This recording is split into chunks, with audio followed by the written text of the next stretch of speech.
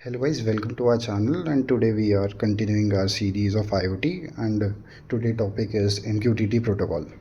So basically MQTT protocol होता क्या है? MQTT प्रोटोकॉल एक सेट ऑफ इंस्ट्रक्शंस है, प्रोटोकॉल है जो कि हेल्प करता है कई सारे अलग अलग सेंसर्स को यूज़र से कम्युनिकेट करने में।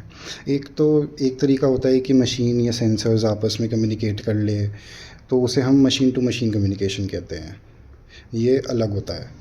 लेकिन एक तरीका होता है जो IoT में सबसे ज़्यादा इस्तेमाल करा जाता है, वो होता है MQTT प्रोटोकॉल।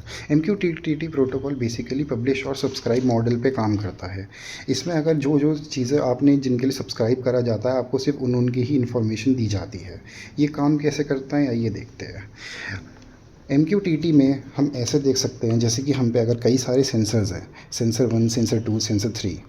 हम इन 3 सेंसर ये क्या करेंगे, एक सेंट्रल सर्वर को, ब्रोकर जिसे हम कहते हैं, उनको अपना डेटा भेजेंगे।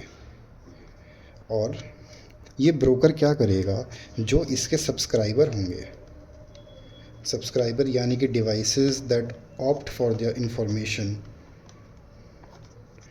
तो ये बेसिकली सारा कलेक्टिव डेटा अपने पास स्टोर रखेगा, कलेक्टिव डेटा स्टोर रखेगा। और जो सब्सक्राइबर ने जिस फंक्शनैलिटी या जिस सर्विसेज के लिए इसको ऑप्ट करा होगा, ये बेसिकली उसको वो प्रोवाइड करेगा।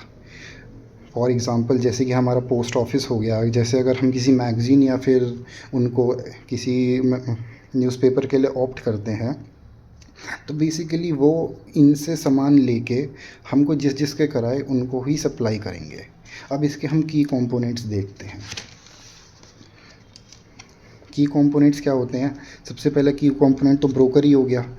ब्रोकर हमारा सर्वर होता है जो हैंडल और मैनेज करता है ट्रांसमिशन बिटवीन क्लाइंट और अलग अलग उसके जो सेंसर्स होते हैं, सबको मैनेज करने वाला क्या होता है, हमारा ब्रोकर होता है। नेक्स्ट हम आते हैं, हमारा आता है की कंपोनेंट क्लाइंट। अब क्लाइंट वही डिवाइस होता है जो कनेक्ट करता है ब्रोकर से। अब टॉपिक होता है hierarchical string that categorise message. Topic वही कि किस टॉपिक के लिए हमने वो ऑप्ट करा है। जैसे अगर हमने टेम्परेचर के लिए करा है तो वो होम लिविंग रूम टेम्परेचर ऐसे आ जाएगा। Publish sending a message to a topic. Publish करना वही होता है जो भी हमारे सेंसर या फिर डिवाइसेस हमारे डेटा को पब्लिश करते हैं ब्रोकर के पास, उसे हम पब्लिश कहते हैं।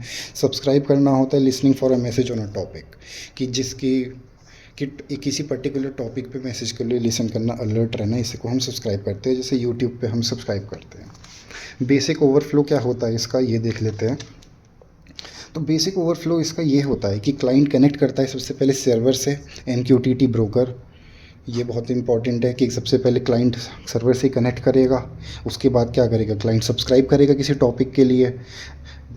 जैसे कि हम नेटफ्लिक्स से कनेक्ट करते हैं, फिर हम उसको सब्सक्राइब करते हैं, उसका मतलब उसे हम फ़ीस देते हैं या फिर किसी चीज़ के लिए ऑप्ट करते हैं सर्विसेज के लिए। फिर अलग आता है network client publish, another client publish a message to the topic. जो अनदर क्लाइंट होता है, जैसे कि नेटफ्लिक्स में अलग वो मूवी स्ट्रीम के प्रोडक्शन हाउस होते हैं, वो पब्लिश करते हैं, वो अपलोड करते हैं अपनी उसको। फिर हमें क्या करता है, हमें नेटफ्लिक्स एक अलर्ट भेज देता है, forward the message to all subscriber of that topic. इसका बड़ा सिंपल सा है, इतने ज़्यादा उसके टफ में हमें नहीं जाना है। अब आइए इसके देखते हैं यूज़ केस। इसके यूज़ केस किस में होते हैं? MQTT बेसिकली IoT में बहुत ज़्यादा इस्तेमाल करा जाता है, तो इसके सारे IoT वाली ही एप्लीकेशंस होंगी। ये अधिकतर सारी एप्लीकेशंस ये IoT एप्लीकेशंस ही हैं। अगर हम देखें तो स्मार्ट होम सिस्टम्स में जैसे हमारे स्मार्ट बल्ब होते हैं, स्मार्ट LEDs हो गई, स्मार्ट AC हो गए, ये सब वाईफाई से कनेक्ट रहते हैं। तो फिर ये कैसे काम करते हैं? ये सब इसी से काम करते हैं, MQTT पे ही बेस्ड होते हैं। ये रिमोट सेंसर्स, जो हमारे रिमोट सेंसर्स होते हैं, उसमें काम आ सकता है ये। उनको उसमें प्रोटोकॉल दे सकता है उनका कम्युनिकेट करने के लिए। व्हीकल टेलीमेट्री में काम आ सकता है ये, और इंडस्ट्रियल मॉनिटरिंग में तो आता ही आता है।